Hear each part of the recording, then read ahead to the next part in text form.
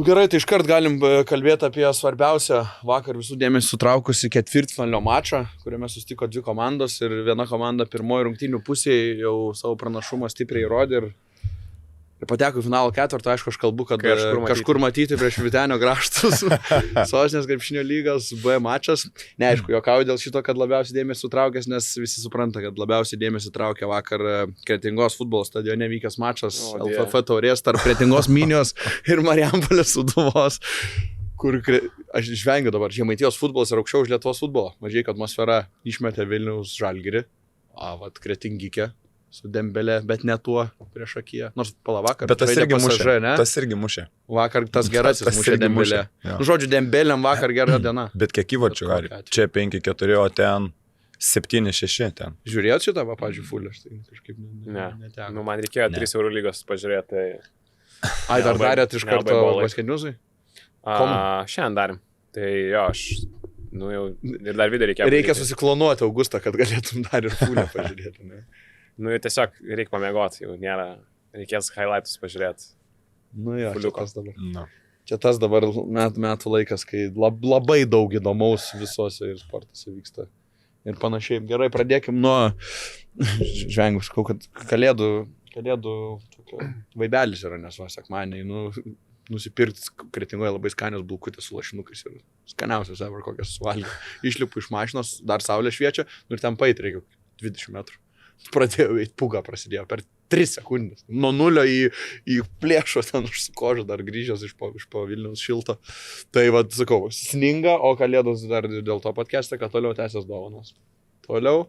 Buzelio dabar galvoju, Maikės neišrinkau dar laimėtojo, tai žodžiu, kai išeis podas jau būsiu išrinkęs. Tai pasižiūrėkit komentarus, kad nereiktų vėl paieškos kitą podcast'ą skelbti. Nes tada vėl, kur ieškojom, kur sakėm nuo 8 iki 13 metų. Tai iškart mailas, labas, sorry, blema, nepamačiau aš čia viską, kai ar čia dar galiu gauti. O kiti komentaras dar, žiūrėkit, jei neatsirado Buzelio, aš paimu ją. Bet atsiranda kova dėl to. Pamenu, knygos irgi ne iš karto atsirado savininkas. Atsimeni Lebrono knygą, kai tu turėjai? Gali būti. Irgi ten reikėjo priminti.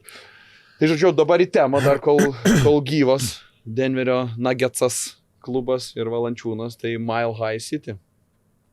Aš žinai dėl ko Mile High City vadinasi. Kodėl Denveris yra Mile High City. Tai žodžiu, kol Žilva galvoja, tai taisyklės tokios pačios, like, subscribe, comment ir kažkam JV.L maikutė su etiketė atiduos. Nu, kodėl? Mile High, nes Mile High, aš nežinau ar Mile tiksliai, bet kad yra labai aukštai virš jūros lygio. Kad grinuoliai, kad aukštai ieško ten. Ir net sako, miestas tiesiog yra, kaip aš. Aukštai virš jūros lygio. Tai Mile, aš nežinau, kiek yra mylė. 1,6. Daugiau nei 1,5 kilo, šiek tiek daugiau. 1,5 kilo, tai aš kai Peru buvau, tai buvau Kuske, kuris yra 3,5 kilometro aukštyje. Tai, bet sako, kad gali kažkoks organizmo reakcija būti, kai nusileidi. Nežinau, aš tai nieko nejaučiau ir ten 3,5, bet kalba, kad ir NBA, ne, tipo, vos ne, ar anksčiau atvyksta prisitaikyti, kad sunkiau. Ne va kažkiek yra skirtumas. 1609 metrai virš jūros lygio. Tai va, Denverio aikštė neaišku, kiek čia padeda. Tai oro tankis kitas, tai lengviau Denverį. Bet aš patikiu savo pavyzdį, kad aš buvau 3,5 ir nieko nejaučiau. Tai blaivam reikia būti, Hari. Ką? Blaivam reikia būti. Ai, blaivam. Tas 2 savaitės buvau sober, blaivesnė negu Lietuvoje, žinau. Nes ten Peru ir Bolivijai. Pavojinga. Visi smagiausi dalykai netie. Gamta. Sibet lažybos. Neatsakingas lašymas gali sukelti priklausomybę. Nu ką, po truputėlį galim jau eiti iki pagrindinės podcast'o temos. Irgi su Žilo šnekėm, Žilo sako, naktį pažiūrėjo, aš va šiandien įdėmiai pažiūrėjau grajų, nes pačiam rungtynės buvo. Tai taip, daug minčių, bet gal pradėkim nuo bendros emocijos vis tiek, kad, prieš... Ką jūs prognozavote prieš seriją? Aš dabar jau gudru sakyti, bet aš mačiau tą patį ir tu rašai. Aš 3-2 fene, bet aš, aišku, kad labai taip nenori, kad tai būtų, bet taip logiškai atrodo, kad Žalgiris labai kabinsis, bet, vis tiek gale fene. Prognozavau Žalgirį 3-2. 3-2 Žalgirį. Kad Stambulę paimtų Žalgirį. Ar lemas, ar nelemas. Aš norėčiau, kad tai būtų. Keičia jūsų predictionus pirmas rungtynės? Ne. Nelabai gal. Nelabai. To ir norėjau nuo to tokio ką šito mačo rezultatas ir šiaip žaidimo tekmė, ką jums galvoji emociškai? Ar perdėliojo tą, kad jos čia lygiai vertės, gal kažkurio pervertinom, kažką nuvertinom? Kaip tau žiūrėjau? Ne, aš nekeičiu nuomonės. Ką rodė Stambulas, tą ir parodė dabar. Tie patys išreikšti lyderiai, komanda atlieka mažai rezultatyvių perdavimų, turi stiprių žmonės, Hortonas Takeris, jeigu nesiveržia, dar gali pataikyti iš tolimo nuotolio. Meli, X faktorius suveikė, nematomas juodas darbas, bet čia ir matomo Meli, kiek darbo buvo.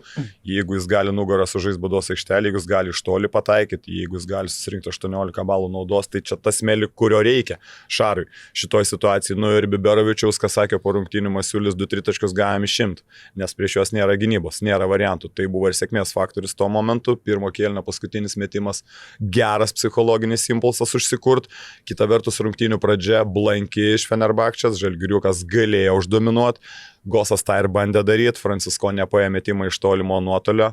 Respektą Žalgiriui iš -18 sugrįžti iki -5 ir ketvirtam vėl nusilaužti rungtynės. Tai, galėjo būti kitaip. Buvo kaip buvo, bet galėjo būti kitaip. Jantonenas, Bostonas, Golas, Silva, Birčas. Žmonės, kurie žaidžia daug, į krepšį nemeta visai. Visiškai nemeta į krepšį. Birčas žaidžia 18 minučių, nemeta į krepšį nei karto. Visiškai. Kiekvienas turi savo funkcijas. Faktas, kad iš tų žmonių turbūt mes negalim tikėtis daug įdirbio puolime, daug pelnomų taškų. Taškus susirinks tie patys žmonės. Mes kalbėjom kitam podcaste. Atsivarys Veidas Boldvinas, sumuš nuo 2 kojų, pašoks, išsimes. Viskas. Stovės Gedraitis arba kitas jo ūgio gynėjas, išsimes Boldvinas, pataiks, nepataiks, kitas klausimas. Išsimetė 11, pataikė 7. Susimetė savo taškus. Takeris daug su kamuoliu, daug veiksmo, rungtynių pradžia, vėl daugiausia metimų į žaidimo, daug lipimo į medį 1-1, komanda, kur nereikia turėti daug rezultatyvių perdavimų, bet tu turi stipri žmonės, stiprias asmenybės. Ir nemanau, kad Žalgirį laužė varžovų arenos faktorius kažkoks, nes ten jau buvo laimėta. Taip, fiziškumą pripažino ir pats Francisko, ir pats Masiulis buvo daug. Žalgiris net laikė vietom to fiziškumo. Kita lyga. Taip. To lygio net laikė. To lygio net laikė. Nu ir jeigu kalbam apie Stambulo, tuos žmonės, kurie kyla nuo suolo, kad jie puolime nestebina, tai Žalgirį reikia tokių žmonių, kurie nustebintų ir kurie iššautų arba bent sužaistų savo lygiu. Kalbu apie Įgį, pirmiausia apie Slyvą kalbu, kuris tam pirmam grajui ten, kai mes žaidėm, buvo tikrai geras. Nu ir išlo, irgi noris tikrai daugiau, kol Francisko neina, kol jis savo pirmą tritaškį pataiko vos ne iš 8 metrų, kai mes per kėlinį negalim apskritai pataikyti nei kartą iš tolimo nuotolio, su vienu Gosu ir su Raitu negali ištraukti tokių rungtynių. Negali. Tai toks pirmas man įspūdis, toks ant karštųjų, kai iš naktį prasisukinėjau greit, nes Euroką padariau finalą. Arnas irgi kažkaip, mes esame įpratę Arną ne tik juodai dirbantį gynyboje, bet ir puolime matyti, kai žaidė vos ne 27 minutės ir 2 metimai tik iš žaidimo, jis tikrai gali duoti daugiau komandai. Kaip Augis ir sako, duoda daugiau. Kito lygio fiziškumas, kaip ir sakau, emocija, kurią žiūrėdamas pajutai, lygindamas su prognozėm, kurias galvoje turėjai prieš seriją, vis tiek visi turim tą įsivaizdavimą. Man šiaip iš vis prognozės nėra, kad labai patiktų, nes dabar sužaidė ir su kažko čia šnekėjau. Pamatysi dabar Žalgiris 3-1 laimės. Man tas tokios prognozės, čia ant tiek yra panašaus lygio komandos, čia visaip gali būti. Ir tas kiekvieno, aš spėju taip, bet be jokių argumentų. Man toks... Ką žinau, palauk, kad 3-0 nebus, čia gali pasakyti šitą prognozuoti drąsiai. Visa kita, čia belia kaip gali būti, nes, kaip ir norėjau įvesti Augį dar irgi, kad kito lygio fiziškumas, ir toks Sisko, kuris pratęs prie dėmesio, gavo kito lygio dėmesį ir kito lygio net veidas pražė. Jo, šiaip, turbūt 2 dalykai,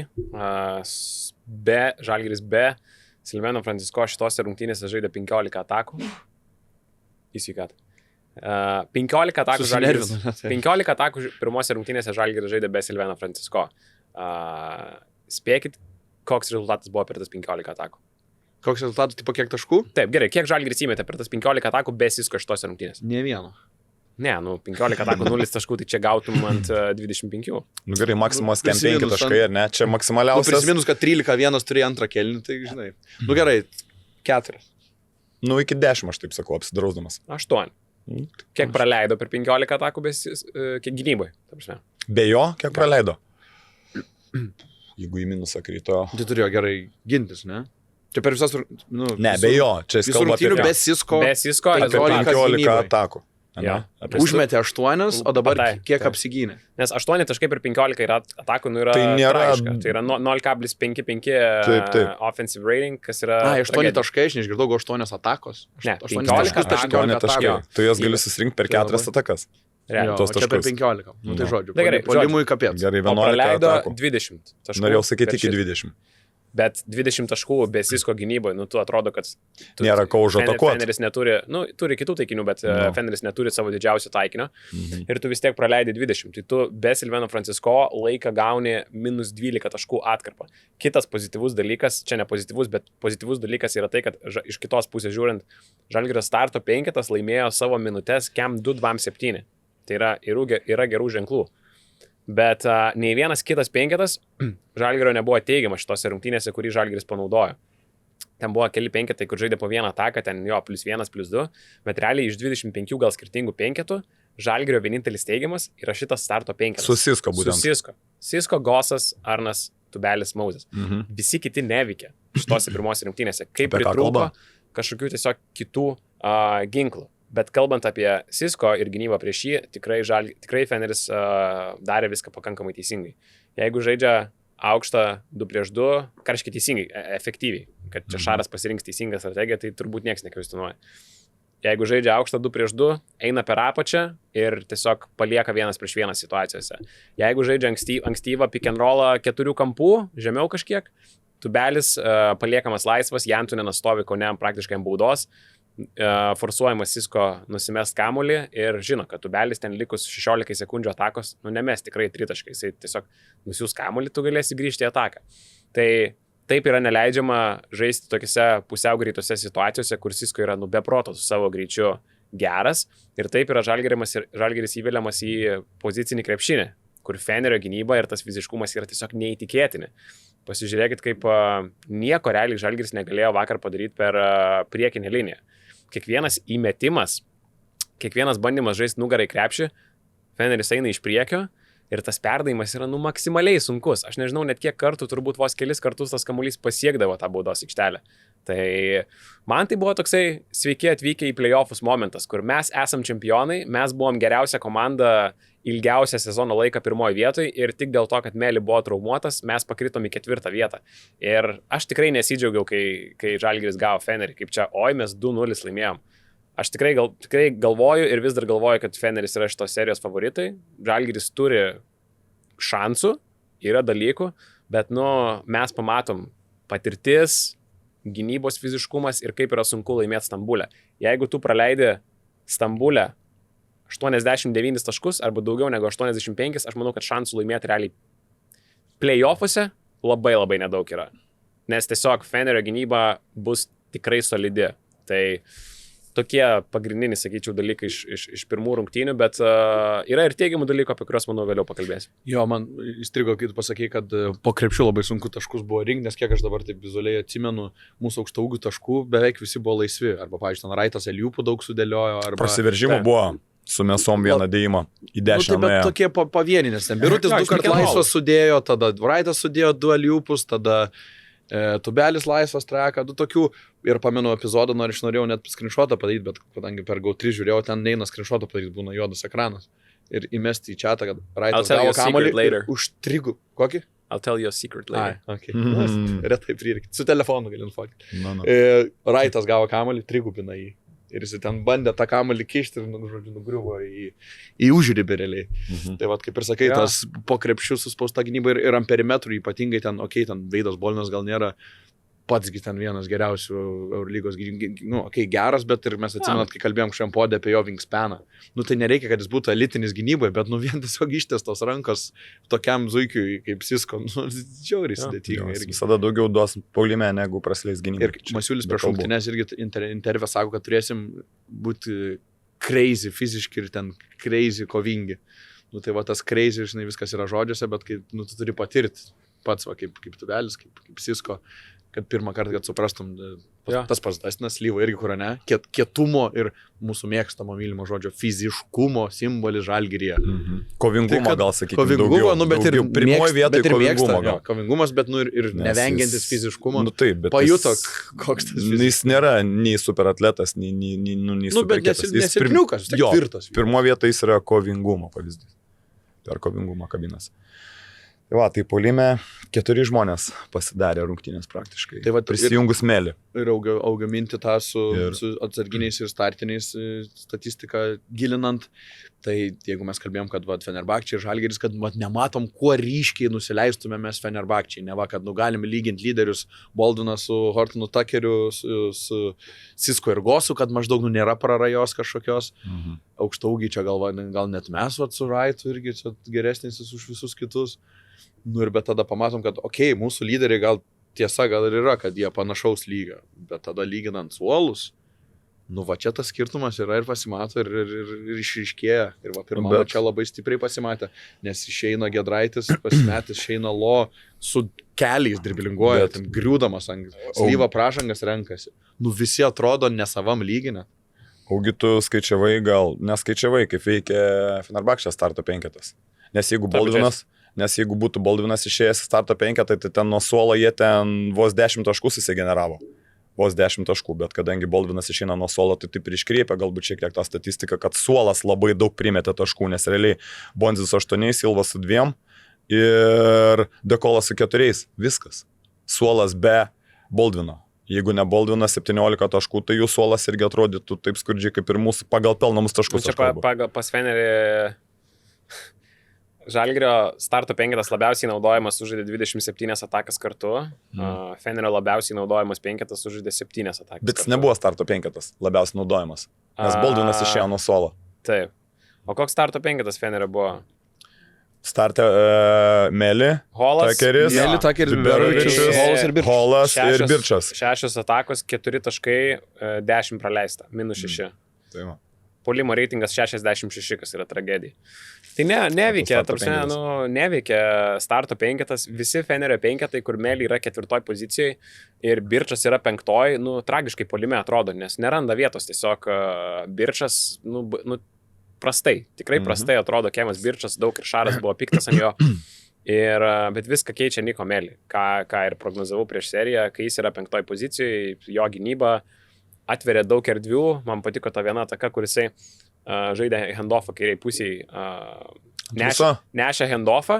Ir prasmuko pradų žmonės. Jo, Žalgiris pradžiai neleido priimti kamulio, tada, man atrodo, Biberovičius ar tenkas grįžo vėl link Melį, Melį apsisuko, pro koją pasiuntė kamulį ir dar spėjo pastatyti užtvarėlę. Ir tada sukūrė 2 prieš 1 situaciją, gavo kamulį, jisai baudos aikštelėje, nusimetė po krepšių dėjimas Fenerio. Man toksai, kiek yra svarbu tiesiog suprasti, kaip reikia žaisti krepšinį, kur reikia pasisukti, kur reikia užtvarytę pastatyti, kur reikia vertinti, kokia gynyba yra. Taip. Neįtikėtinas krepšinio IQ yra pas Niko Melį ir jisai, kai yra 5 pozicijoje, jis unlockina Feneriui žiauriai daug dalykų. Čia kai gal paviršutiniškiau krepšinį žiūri ir tada tą ataką prisimeni kaip Raitas, čia nugarą prieš Melį ir Melis stovi. Ir tu matai taip, žiūri ir matai, kad kaip į sieną daužusi Raitas ir tada, tai va čia, kur Šuliauskas pasakojo, kad Melis svarbus, tai dabar suprantu, kad kokiam lygiai gynybinėmis yra. Tau šiaip galvoji, kad jis turėjo gauti, pavyzdžiui, Defensive Player of the Year, geriausiai besiginančio lygos, nes liko antras, nes Feneris kaip ir geriausiai besiginanti, bet Alfa Diallo irgi yra alfa gynyboje. Oi, Diallo yra geras. Jis yra alfa, bet kur Monakas yra omega. Man iš tos... Čia kai Marką Gazolį išrinko kažkada, Grizzly buvo geriausiai besiginanti komanda ir išrinko geriausios komandos geriausią gynėją. Kur kiti ten maždaug, nežinau, ar Gazolis yra geriausiai besiginantis individualiai, bet jeigu geriausia komanda... Akcentas į komandą buvo padėtas. Geriausiai besiginantis. Tai pagal tavo teoriją tada Melį turėjo būti čia.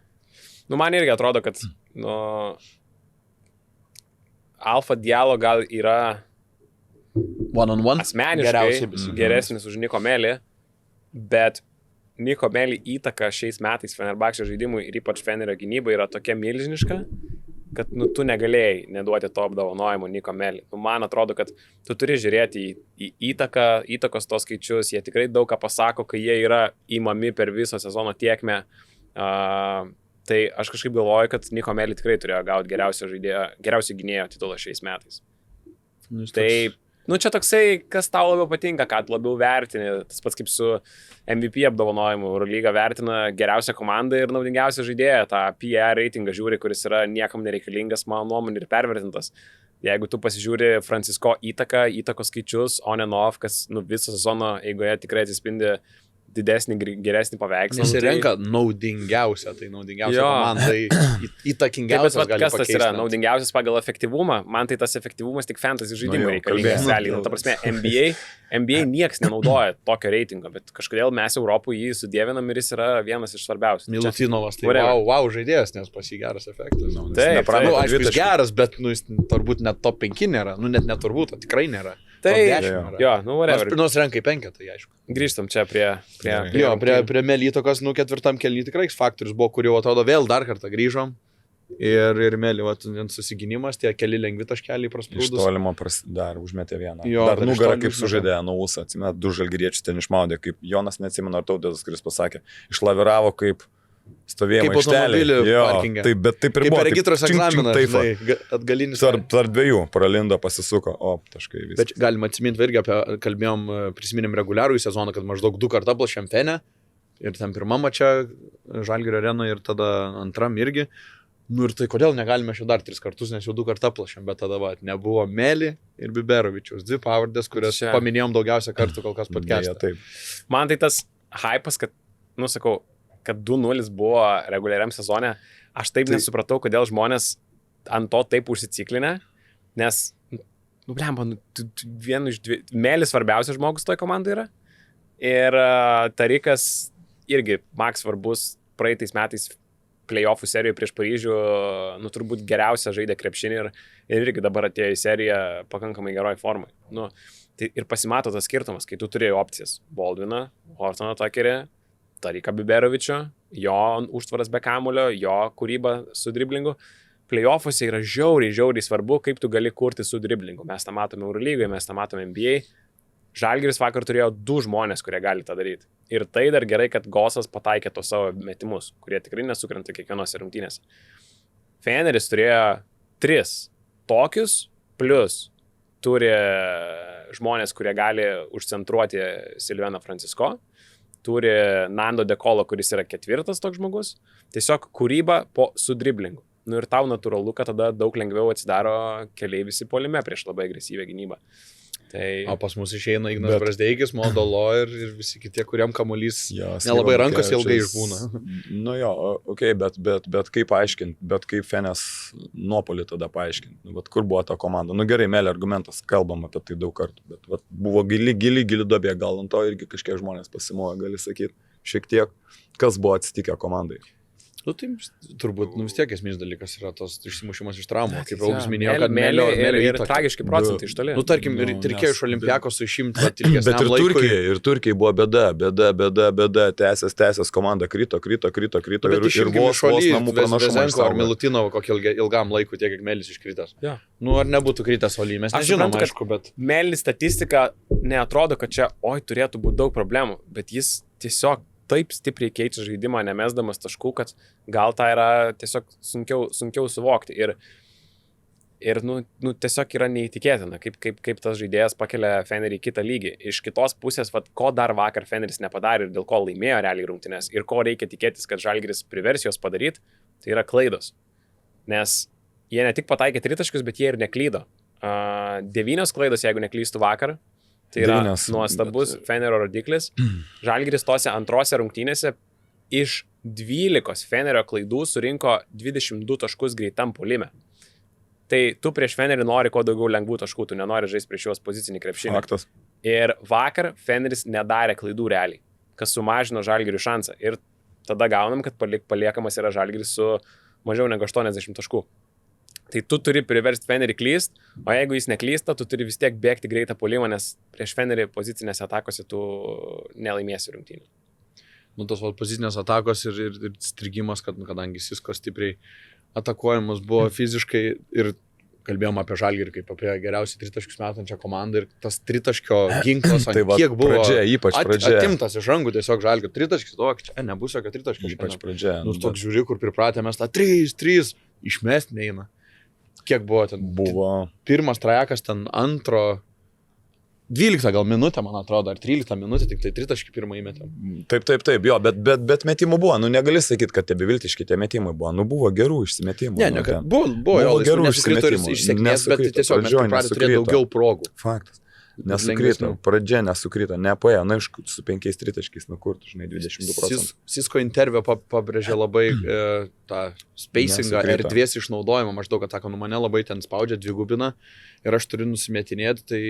Bet tai Sisko vienas vos ne pusė tritaškį. Kamuolys turi geriau judėti ir, sako, aukšti žaidėjai turi, išsidėstyti geriau aikštelį, nes nuo to priklauso, ar aš tą perdavimą galėsiu geresnį paduoti. Tas irgi svarbu. Turi būti arti idealumo, kad tu laimėtum prieš Fenerį išvykoje. Ir Žalgiris turės tą padaryti bent kartą, jeigu nori patekti finalą ketvirtą. Tai turi matyti tokias situacijas, kad jeigu Silvano Francisko 2-2 eina realiai ginti 3 žmonės, tai kažkur yra 3-2 situacija. Ir tu turi realiai tą suprasti va taip. Tu turi atiduoti 2 perdavimus, kad surastum laisvą žmogų. Duosi Feneriui tą pusę sekundės, jų rotacijos taip suvaikščios, kad tu neišmėsi to tritašką. Ir gaunasi toks katės ir pelė žaidimas. Tu turi rodyti savo IQ ir žaisti labai labai gerai, kad rastum tuos laisvus metimus. Nes Feneris viso sezono metu, berods, žiūrėjau Basket News toj išplėstinės statistikos platformai, tai kad viena geriausių komandų, kurie saugo, leidžia varžovams mesti mažiausiai procentų tritaškį metų. Ir leidžia mažiausiai mest ir dar ginasi gerai prieš tritaškius. Tai vakar mes pamatėm labai neblogą to įrodymą.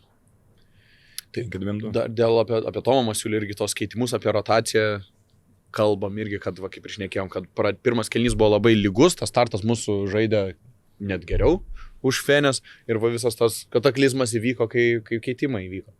Išėjo Giedraitis, išėjo Lo ir tada tokia atveju, tu turi tos keitimus daryti, bet kaip mes galim, ką išmokti iš tų pirmų rungtynių, kaip tos keitimus geriau daryti, kad tokių duobių stiprių neišvengti, nes, plika akim nebūnant ekspertų matęs, kad, nepavaro net kamuolio, griūna, krenta, kamuolys prūsta, visi, kurie bandė ir ten, aišku, Giedraitis daug nebando, bet apie Giedraitį iš vis gal reikėtų atskirai kalbėti kažkaip ar, mes aišku esam kalbėję, bet... Ką jam, 7 minutės. Net ir gynyboje atrodo, apie Štabolną, beviltiškai ten savo tas rankas. Tai jau kalbėjom apie tai.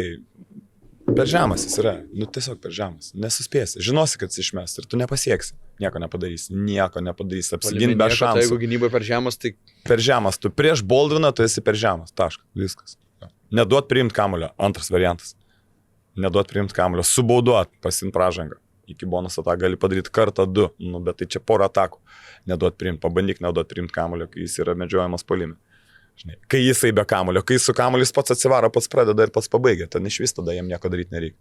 Atsivarė driblingą gerą turi, rankos ilgas iš aukštai išsimeta, nepasieksi.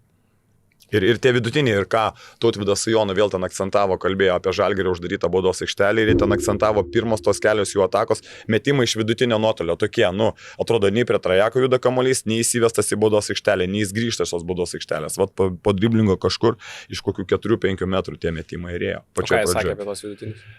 Kad uždaryta baudos aikštelė buvo Žalgirio, jeigu aš gerai pamenu. Kad susimetė, kad vidutiniai tokie buvo metimai, tokie, nei kaip ir forsavo, nei tokie, nes nesusikūrė progų. Ir tos pirmas 2 minutės, žiūrėkit, jie be taškų visai buvo pirmas 2 minutės. Nebuvo įmetę nei taškų visiškai, Žalgiris ten pirmavo. Bet tokia ir esmė, Žalgiris tą ir turi daryti, forsuoti Fenerį mest užsidarė tos pačius nepatogiausius metimus iš vidutinio nuotolio. Tai Boldinas juos gal susimes, bet jeigu tu provokuosi jų mest daug. Kad Takeris mestų mums tinka. Ja, ir ten Holas ar Dekolo, tarsi, kad tie vidutiniai metimai vis tiek yra patys neefektyviausi. Jeigu tas žmogus iš nugaros daro gerą darbą, tai tu gali po to ir bėgti greitą pulimą, bet Dovis žaidė 7,5 minutės, minus 18 plus minusas, bet iš kitos pusės, kažkas turi kilt nuo suolo. Ignas Brazdeikis minutė 13.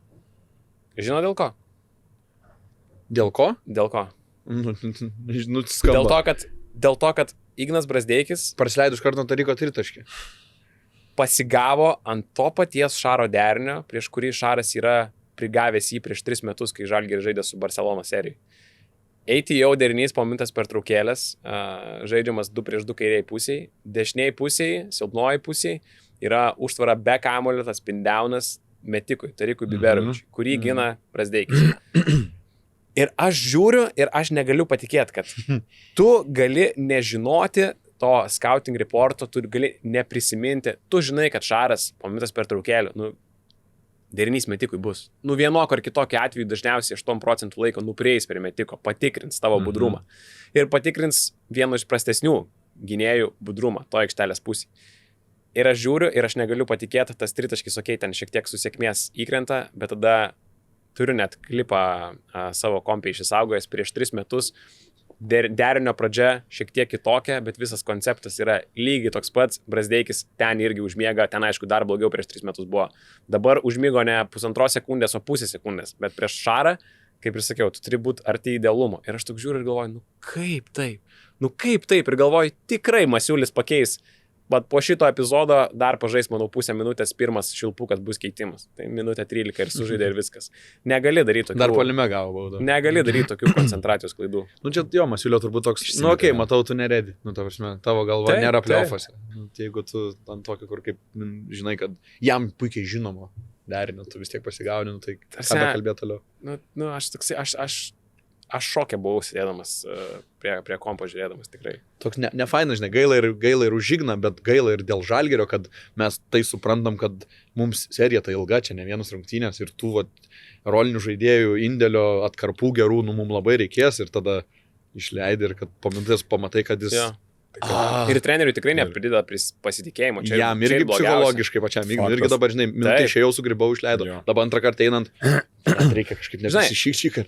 Iš kitos pusės, Igno pasitikėjimas savim yra tas delusional confidence, kurisai pasitikė savim, nesvarbu manau kas, bet labiau gal iš trenerio pusės, kad tu parodai, kad tu nebuvai pasiruošęs. O Žalgiriui labai reikia, kas nuo suolo galėtų rinkti taškus. Tai bus įdomu pasižiūrėti, kaip jo laikas serijai keisis ir ar jis bus labiau pasiruošęs. Bet aš šiaip sakau, žiūriu rungtynės dažniausiai ramiai, tiesiog užsirašinėjau notes apie kiekvieną ataką, bet po tos atakos aš tiesiog turim tai prieš kompą, pradėjau šnekėti su kompu tiesiog, nes buvau, ant tiek negalėjau patikėti, kad tokią situaciją pamačiau. Apie Slyvą gal irgi reiktų kalbėti dar, ne? Antras mažiausias minutės jo šitam sezone. 10 minučių nesužaidė. Ir pražangas 4 greitos. Tai čia argumentas įsodinti ant suolo buvo, bet jo išplėsta aikštės nepavyko visai, nesujudėjo kamuolys visiškai. Čia aišku normalu, kad pliaufuose sako, kad visose lygose visi mažina tą rotaciją, nėra, kai būna pirmam kėlinį, ten 12 žaidėjų vos nereguliariam kartais būdavo Žalgirio, kad pasirodo, ne 12, gal 10. Tai dabar toks kaip ir iš vienos pusės, tu negali nutašyti, nuvarginti savo lyderių ir ten duoti jiem kapoti. Tik Šaras ir sakė, kad Biberovičių galbūt aš perlaikiau pirmojo rungtynių daly, nes po to jis jau nebe toks buvo. Susimetė viską praktiškai. 7 minutės žaidė. Bet čia padusės buvo, nes vieną nedametė. Jo, jis iki pertraukos. Tai Šaras ir sakė, po to reikia peržiūrėti video, gal aš jį perlaikiau. Galim šiaip atsiminti tą atkarpą nulaužusią Fenerbahčei, tą atkarpą gerą, kur irgi buvo paskutinė pirmo kėlinio ataka. Ten gera gynyba buvo. Visiškai. Atšokęs, tai ten vienas iš tų metimų. Masterclass metimas. Toks, kur nelabai ką padarys. Tada antra pradžia, tai čia ta Brazdeikio klaida, man atrodo, ir buvo, kur išsimetė traką ir nuo lanko atšoko. Tai va čia abi tokios, lyg ir ne Žalgirio kontroliai. Sėkmė, ne? Tada Takeris, ten jau Takerio čia jau meistriškumas, Verbstė padaro ir sugrūdo per tubelį, kur tubelis buvo įdėjęs per Takerį. Ir jis nukritęs žvengia Takeris, tai įdomu, ar po to, kai pamatė per ką įdėjo ir tada žvengia, ten kažką dar. Ne, Ąžuolas gal pats nesakė, bet maždaug, kad buvo įdėjęs į plakatą Takeris. Takerį Ąžuolas, tai dabar gavo. Ir tada end one dar padarė, tai va visa šitą atkarpą. Daryko 2 trajekai labai ant sėkmės ir tada Takerio meistriškumas. Ir va visą šitą atkarpą ir sukrovė tą persvarą, kuri greitai buvo panaikinta trečiam, bet va tas antras kėlinys tai vienas prastesnių Žalgirio, 5-9, 13-1 metimo, aš įsijungiau tą irgi Advanced Stats Basketniuso pažiūrėti, kėlinį 13-1 metimo, aš nežinau, ar čia yra buvę tokie skaičiai. Okay. Trūko labai toj situacijai geresnio puolimo. Bet iš kitos pusės toks pozityvus ženklas, tie visi sėkmingi Fenerbahčės metimai. Plius tas jų 3 procentas irgi buvo labai solidus, ko galbūt, nežinau, ar galima tikėtis kiekvienose rungtynėse iš 5 Feneris vis tiek žinomas toks, kur tikrai ne kaip meta tus tritaškius. Tai, bet tai vieno žmogaus realiai tie tritaškiai.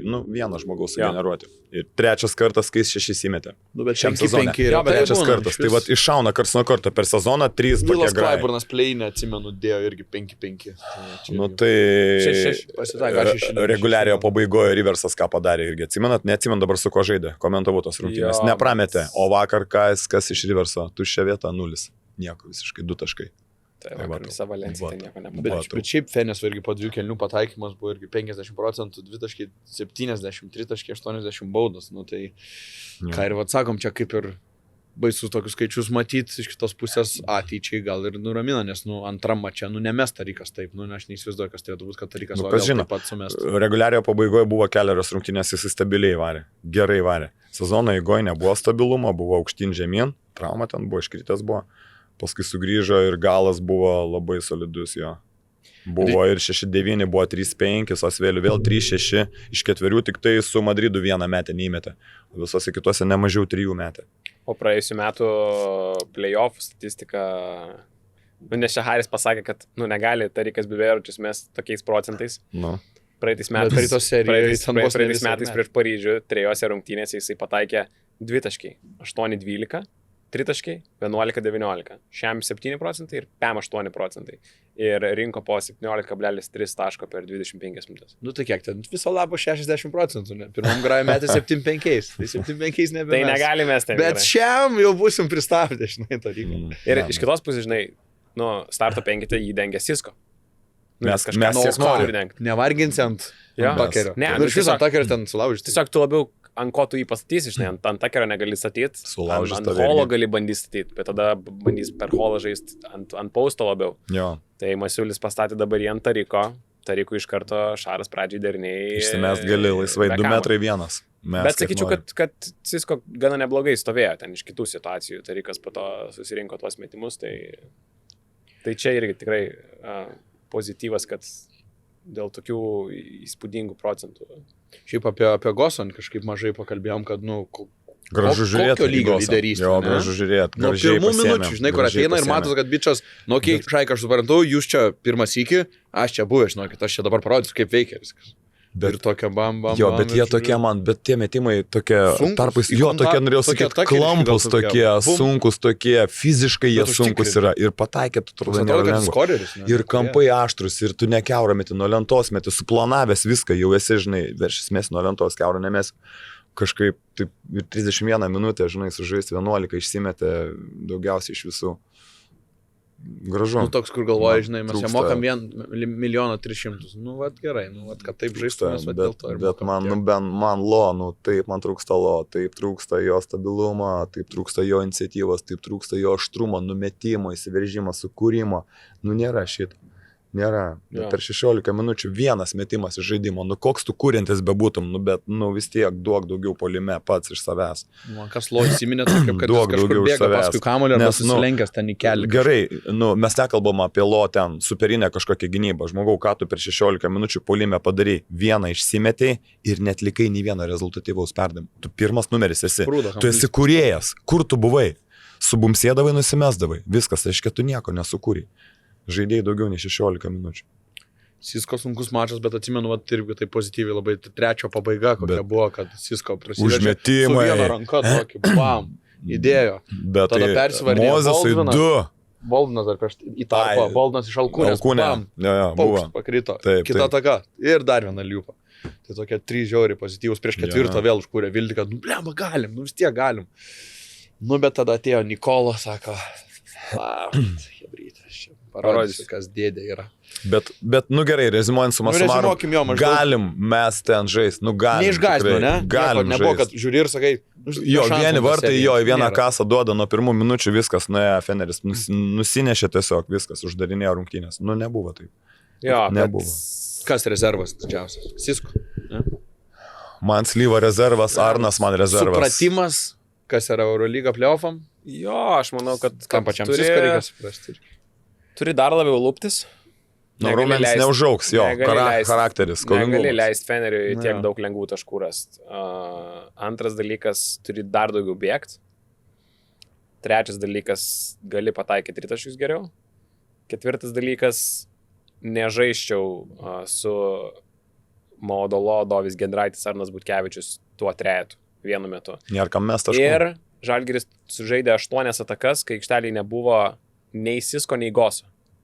Tai aš tikiuosi iš Masiulio, kad tokių, kad tas minutės taip, nežinau kaip pasakyti, paskirstis, kad nebūtų tokių minučių be vieno ir be kito.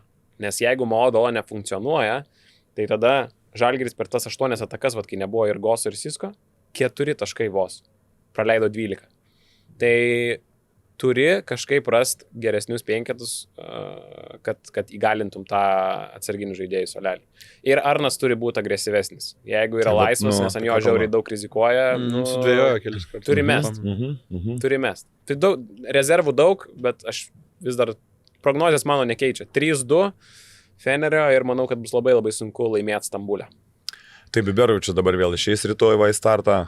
Ką, vėl Siskas su juo? Vėl užmes? Aš manau, kad palikčiau, nebuvo ten kažkaip labai blogai, kitose situacijose daug taškų surinko.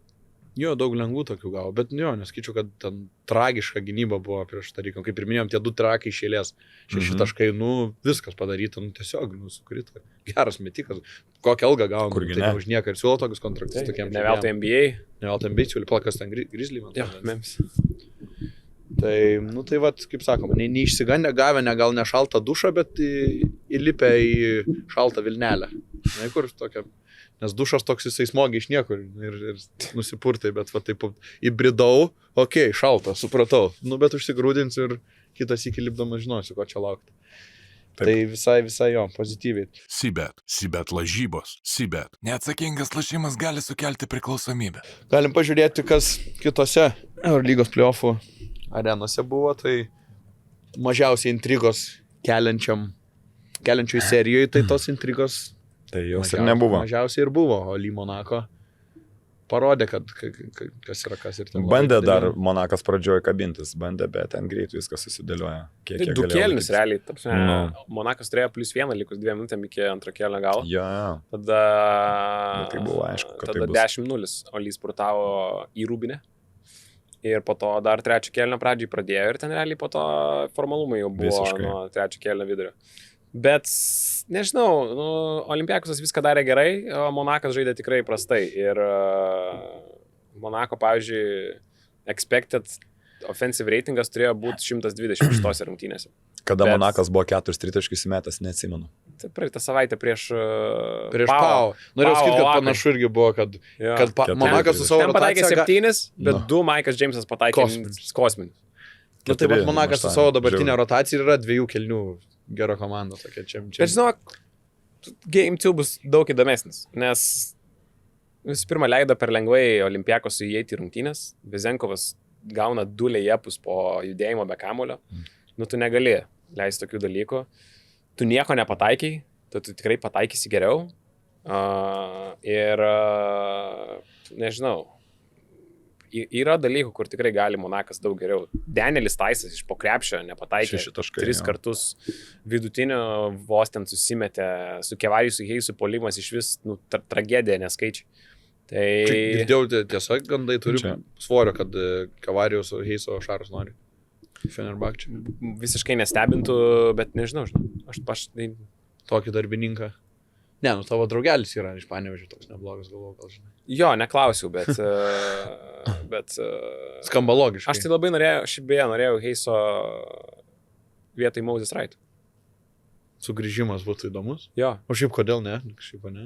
Jo, bet, žinai, jeigu aš galvoju, kad tiktų Žalgiriui, tai Šaras tokia logika, nes Šaras ir Masiulis nori labai panašių centrų gynybinių, kurie darytų užduotis ir kurie užsibaigtų atakas virš krepšio. Tai Heisas idealiai atitinka ir ta kaina nėra dar tokia kosminė, sakykim taip.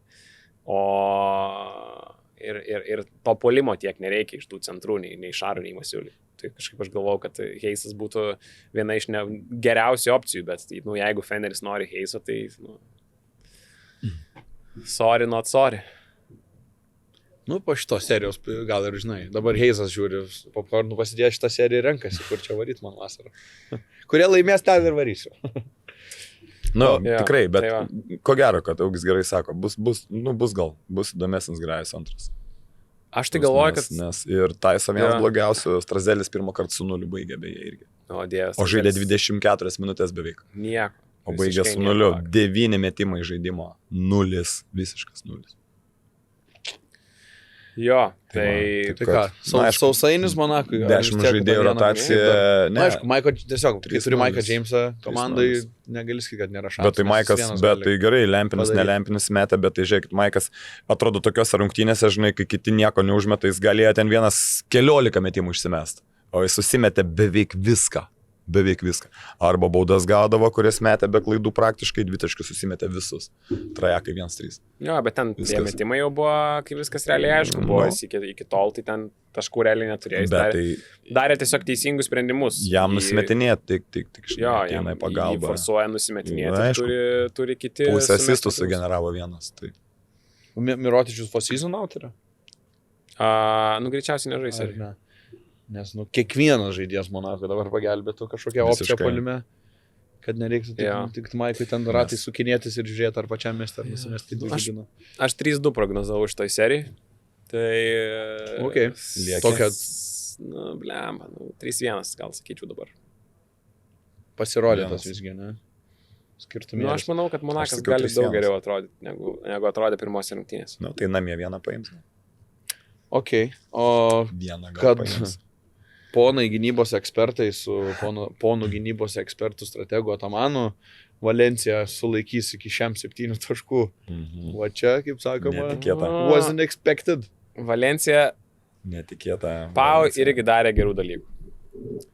Bet Valencija, sakyčiau, kad jų nepatirtis ir patys jie labiau save sulaikė. Nes... Perdegė? Perdegė. Ir nepataikė ankstyvų 3 taškų laisvų. Ir pradėjo šiek tiek, matėsi, kad kirto per smegenis jiem. Kitoj pusėje Nanas viską susimetė. Ir 3 taškai taip krito baisiai, kaip dar niekada. Jų procentai 18%, man atrodo, baigė rungtynės. Ja. Ir jie metė gerus metimus. Taip. Dėl to, aš sakiau, Valencijos 3-0. Čia buvo toks kontroversiškas mano pikas. Aš vis dar galvoju, kad dabar, nepaisant to, kad Pau perėmė namų, aš sakau, Valencija 3-2. Aš sakiau 3-2 pradžioj. Sakiau, kad Valencija 3-2. Jie su 18% pataikymu, jie turėjo šansą laimėti.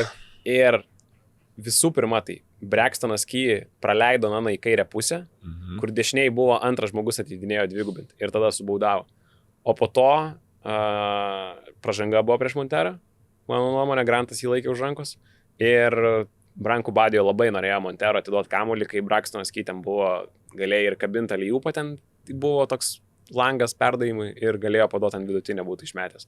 Bet Branku Badijo kažkaip labai norėjo Montero paduoti kamuolį ir jį tada tiesiog uždvigubino. Tai šiaip gaila Valencija, žiauriai. Ne tas žodis. Dar paskutinę ataką augi. Dar jie turėjo šansiuką ir dar turėjo. Ir tada Damiras Javaras taip ilgai skaičiavo. Aš peržiūrėjau. Bet tai ten bauda buvo. Ne, bet išsimetė kamuolį iš šauto.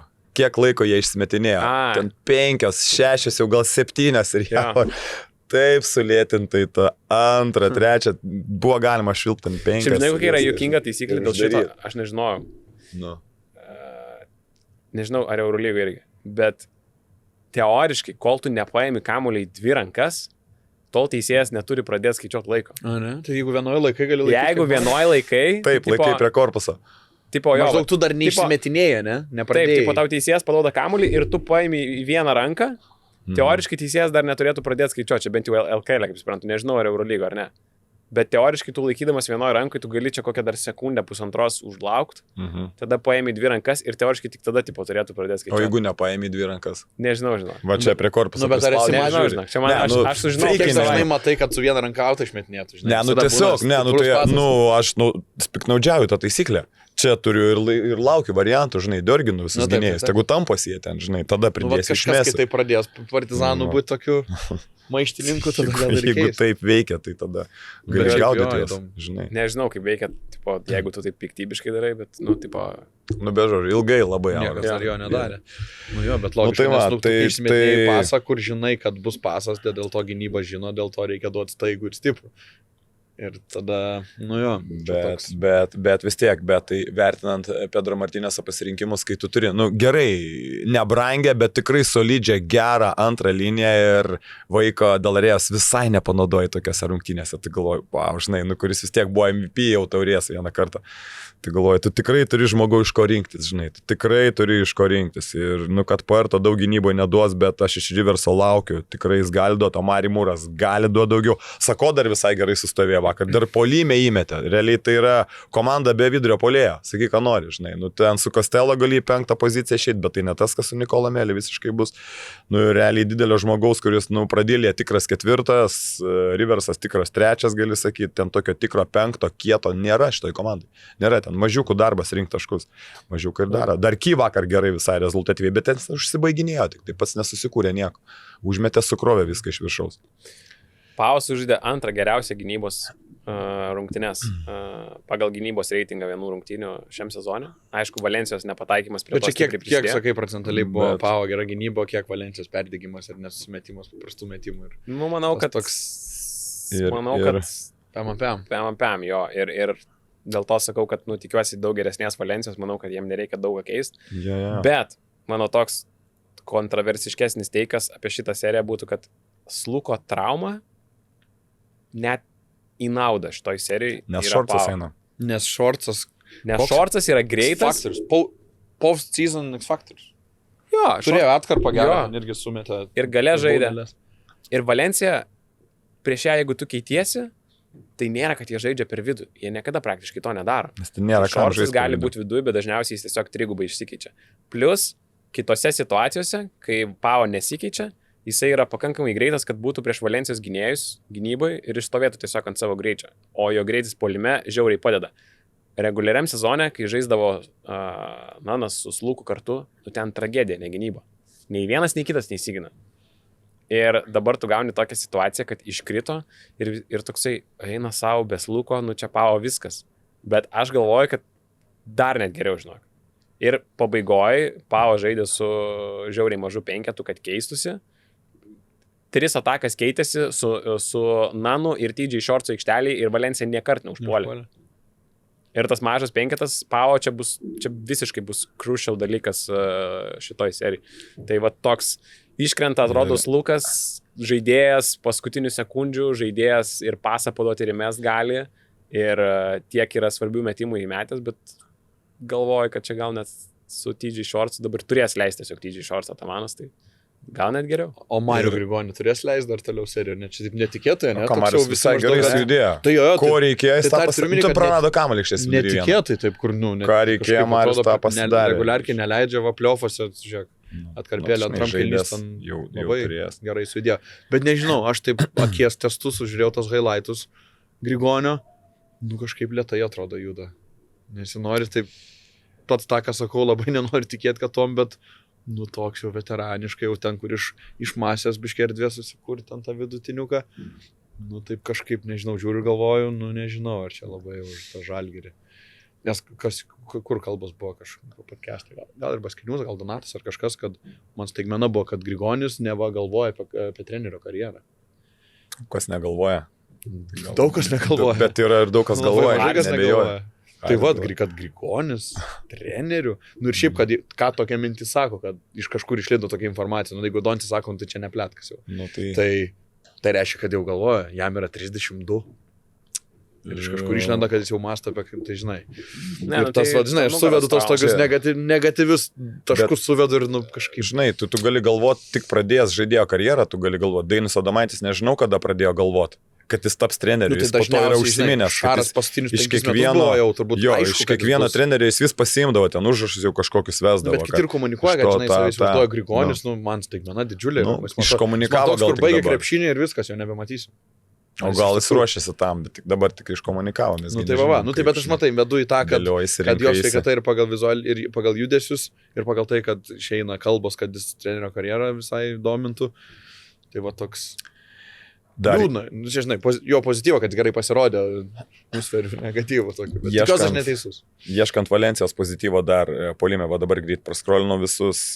Vienintelio komanda buvo, kuri metė vienodai 2 taškų ir 3 taškų pagal skaičių. 33-33. Visi kiti kontrastų turėjo, vieni didesni, kiti mažesni. Tai rodo gal tą faktą, kad Martinesas savo plano laikėsi ir jam buvo keista, kad jie sumetė tik 18%. Nes metiko apščiai į valės, porą metimų būtų susimetę ir visai kitai būtų susidėlę. Kokie laisvi jie mėtė, tai... Tai vat būtent. Ir taip matau, žinau jau rezultatą, aišku, žiūrėdamas. Ir žiūriu, vienas nekrenta, antras nekrenta, trečias nekrenta, laisvi meta, viskas veikia, tiesiog nepataiko. Taip, namie. Tai labai gaila ir tu negali neišeiti su pozityvu iš tokių rungtynių, net ir pralaimėjęs. Tu turėjai šansą laimėti paskutinę ataką, mesdamas 18% tritaškių. Kas yra tavo kertinis dalykas tavo puolime? Absoliučiai. Tai jeigu tu su 18% turi šansą laimėti, tai kas bus, jeigu tu mesi 35? Ko ir palikėsim. Pasižiūrim. Valencija in 5. Let's go. Valencija dabar gal irgi, kiek žaidė Eurolygoje, 8 tikrai nebuvo. Arba aš net gaminu. Jie visada vis tiek antroji pusė vildavosi. Ir jiems čia yra pliofų debiutas, kad ir kokie jie čempioniški Eurocup'e. Eurocapas 19 buvo laimėtas. Dar tu nuo areną pasistatęs didžiulę. Metų Tomas. Elektrik visi kaip laukia, koks sezonas geras, dabar pau dar atkalsim. Ir tada susiduri su tą realybę, kaip ir su šalta Vilnelė, kaip ir Žalgirio, kai kurie naujokai. Ok, Realas Hapoelis pradeda šį vakarą. Mačiuką, kas dar spės šitą prognozę, kai ką irgi galvojat, kad sakiau 3-1 sunkiai, ne? Ką ten buvo Belgrade veikti, ten, žinai, ramu tylu, ką ten daryti, neįdomus, tu niekam esi ir, tiesiog, Madridas turi daugiau variantų. Apie tą pačią patirtį galim kalbėti irgi. Apie tos pačius žaidėjus galim kalbėti. Aišku, tie Laivyvo ambicijos. Trenerių dvikova. Kodėl? Gali būti įdomi, Šaškytės pastumdyti.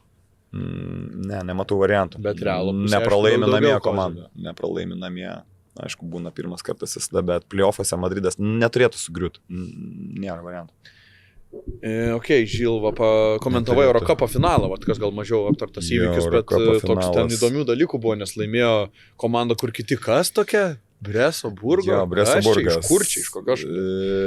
Keli naunėjimai komandai ant popieriaus, aišku, kad Olimpievičius su savo ambicijoms, Čia gal įveskim dar, kad Brusas Bergo prieš Bešiktašą iki 2 pergalių 2-0. Taip, Eurocapas jau nebe pirmą sezoną daro finalą iki 2 laimėtų pergalių. Pusfinalį iki 3, ne? Pusfinalį žaidė iki 2 pergalių irgi. Pusfinalis iki 2 pergalių irgi buvo žaistas. Aš gal netai persiu, kad 3 rungtynėse. Ne, iki 2. Ketvirtfinalis 1 rungtynės, visiškai viskas ant kortos pastatyta tos. Kaip kažkada Partizanas su Želko. Ir prasprūdo jau tada Stambulas prasprūdo, aišku, kad daug kas turbūt galvoja, kad ant popieriaus geriau atrodanti komanda, garsesnių žaidėjų, ant Žyžičių, kuris žaidė Eurolygai turinti patirties priekinė linija, ryškus pranašumas, ten Kevinas Kokila priekinė linija, tai Joanas Aidži, jeigu sako tokias pavardės, ką nors, Vincentas Mitchellas, tokie žaidėjai iš priekinės linijos, antroji linija Berlyno Albai žaidė Magdavalas Vaitas, dugno komandai iš Australijos legionierius Dariusas Magi.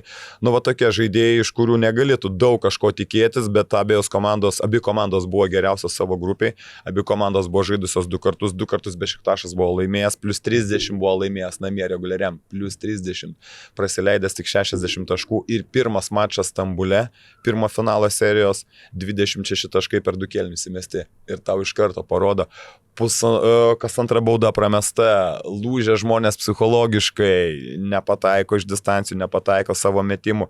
Planas puolime akivaizdus atakuoti per baudos aikštelę, per Antę Žyžičių. Duot kamuolius ten ateina pagalba, nusimeta, juda kamuolys į iš baudos aikštelės, Antė vienas laužė. Kevinas Kokila pirmosiose rungtynėse susirinko 3 pražangas per kelias minutės.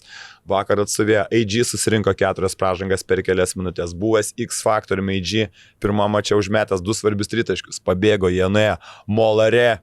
Prancūzas gynėjukas nedidelis irgi užtraukė 4 kėlinio pabaigoje, vakar grybavo juodai, baisu. Komanda, kuri turėjo 12 žmonių, 3 krepšininkai nepakilo nuo suolo, visiškai su 9 ištraukė ir ten ir čia šitą mačą praktiškai. Ir žaidėjas, kuris pasiėmė ant savęs, aišku, ten Magi bandė imtis ant savęs, bet Adamas Mokoka. Tai va šitą vardą ir pavardę reiktų įsiminti, jam 27, gerai sudėtas. Game winnerį, kuris atneša titulą.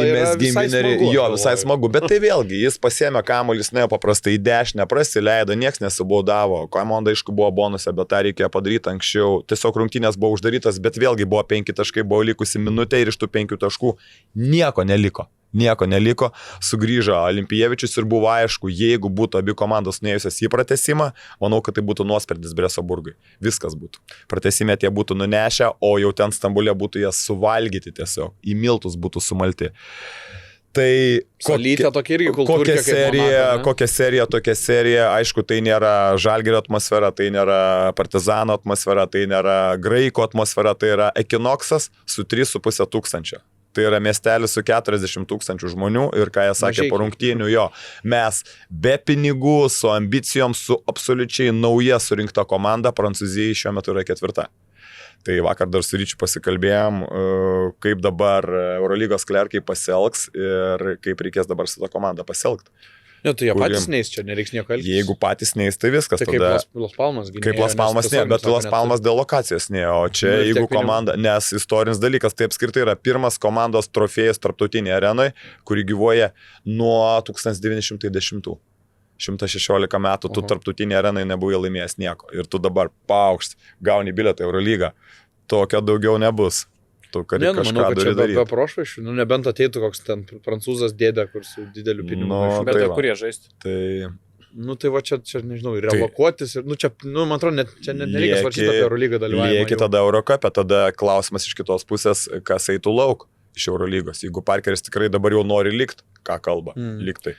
Tai nebus, kad visos tas pačios ir liks. Lyg Monakas, kuris neturi berods licenzijos. Tai tada lyg Monakui. Tai tada tik toks tada variantas, kaip su Valencija buvo, kur nelaimėjo Eurocupą ir atėjo Eurocupą. Mes šiaip nepaminėjom lietuviško akcento, labai svarbu. Marius Leonavičius, labai smagu dėl to jo 41 asistentų dirbantis Marius Leonavičius iškovojo Europos taurę. Iš Prienų berods jo. 41 jam. Tai dabar galvoju, ar yra analogų jam, kad Eurocup'e trenerių štabe būtų lietuvis. Nepagrindinis treneris laimės Eurocupą. Tai laimės, tai Kurtinaitis pagrindiniu. Tai jis pagrindiniu buvo.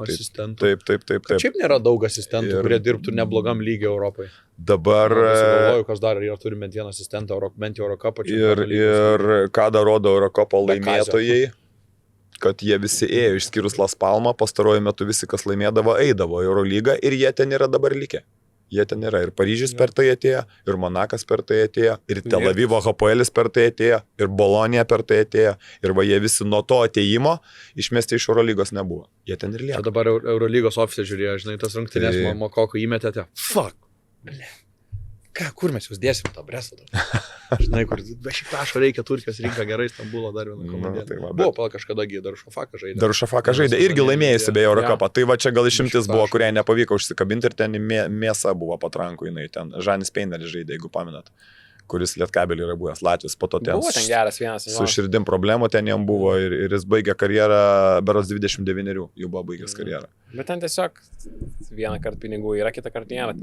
Realiai Wanamakeris žaidė. Taip, bet tai buvo trečias turkų klubas, kuris sutaršytas buvo tam sezonė, atsimenu, ir jie iš karto po to sezoną ėjo lauk. Tai va čia force majoras šitoje situacijoje su Eurocupo čempionais, visi kiti užsikabinė, liko iki šiol. Tai sėkmės Burgui kažkokį planą B tada turėti su savo ambicijom. Ir dar jeigu yra sutartis su treneriu vieną sezoną pabūti, nes jis turėtų į Prancūzijos rinktinę treniruoti. Federikas Futu. Ne foto, bet Futu. Jo, tai va, tai tada jam dar kažkur keltą komandą aukščiau. Aišku, Prancūzijai dar gali pasikapoti. Tai jie dabar 4, ten iki reguliariojo pabaigos 3 rungtynės. Tai namų pranašumą su Asveliu. 4-5. Namų pranašumą prieš Asvelį gerai būtų turėti. Jo, Monakas ten aukštai, Nanteras berods aukštai yra ir nepamenu, kas ten dar, neatsimenu, nesmė. Nu, žodžiu, top 4 turėti su namų pranašumą, Ekinoksą nusinešti ir finale gali būti. Tai va tokie prancūziški akcentai. Pabaigai nuo Eurocupo, aš galvoju truputį į NBA. Kažkokias įdomesnės serijas, Augis gal labiau domis, aš toks truputį prižvelgiu. Orlando 3-1, kiek tau stebina stipriai.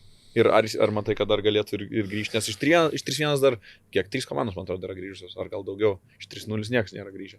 Tai čia 1-8 toks, seniai bebuvę tokių reikalų, kad 8 dėtų į kaulus. Ne, labai, tikrai netikėta, nes Nes nesitikėjau ir nelabai kas tikėjosi. Magic galvojau, kad pralaimės prieš Charlotte play-iną, bet Jamalas Mosley parodė ten visiems žaidėjams jų NCAA highlights, jie ten užsihypino, laimėjo. Bet esmė realiai, kad Magic starto penketas šiaip visą laiką geras buvo šiais metais, tik tais, kad jie pastoviai traumų turėjo labai daug. Ir dabar jie yra sveiki ir taip jeigu žiūri starto penketus, nu, tai pagal žaidėjus, tai Magic net geresnis. Jo, bet esmė tame, kad jie net nežaidė šiam sezonė kartu. Tai dabar jie pagaliau susižaidė laiku, nu labai trūksta Pistonsams metikų, ta serija yra tiesiog lyg žiūrėčiau krepšinį 20 metų atgal, kur nu, visi ginasi, visi baudžia nemetikus, atsitraukinėja, susispaudžia, tas krepšinis toks, nu, kilanko daužimas. Berods dabar 4 rungtynėse nei viena komanda neįmetė nei vieno metimo į žaidimą per paskutinės 4,5 minutės ir vis tiek, nu, viena iš jų laimėjo. Tai. Bet berods Francisas Wagneris dabar neaišku, ar žais kitose rungtynėse, tai vėl traumos, kurios gali sujaukti Magic sezoną, bet, nu nežinau, 3-1. Nu, bet jau iš 8 vietos jau dažnai sujaukt, kur turi 3-1 prieš pirmą vietą, žinai, bet atmetus reguliaro jo. Jeigu gausi 4-3, tai kas iš to 3-1? Tai... Nu, bet jau reikia pasistengti gauti. Nu, reikia jo, bet, žinai, ta serija labai tokia gynybinė ir viską lemia keli metimai, tai... Irgi turim kančios krepšinio ir NBA net playoff'ose. O jo, ten visiškai. Ne tik Europoje mes šitą žaidžiam. Ok, čia rytuose dar žiūriu, nu va, Embiidas šią naktį, mačiau, grįžo dėdė po apendicito operacijos, nu tas, kur Sixerių trust the process dar, nu nežinau, ar yra likusių dar, kurie tiki to procesu, bet nu va, Embiidas iš po apendicito atėjo, kiam sumetė ten beveik. Ir sugebėjo ir Celtics susikalbė. Nu, bet čia turbūt užsidarys turbūt kitam grajui, ne? Ne, nu tai dabar kitas Filadelfijos užsidarė. Jo, San Antonijus, nu, bet uždarė Portlandą viskas. Kitas Bostono, Filadelfijos, tai Filadelfijai bus. Tai neaišku, aš šiaip nežinau, nesureikšminu to Embiido sugrįžimo, nors jis ten ir dominavo, nespėjau dar pasižiūrėti, bet su Bostonu taip jau būna, kai jie nepataiko tritaškių, tai jam yra labai sudėtinga laimėti. Tai 2 rungtynėse, kur Philly pataikė daugiau tritaškių negu jie, tai jie tiesiog gavo. Ir jų tokia taktika yra, kad ten verčia Filadelfiją mest po driblingo tritaškius gynybai ir tai va. Tai aš kažkaip galvoju, kad nors ir Filadelfijai, bet užsidarys gal tas Game 6 vis tiek. Kažkaip tais man Bostonas vis tiek atrodo, kad labai priklausomi nuo tritaškių, dėl to kartais tokie nestabilus būna, bet turėtų laimėti seriją užsidaryti.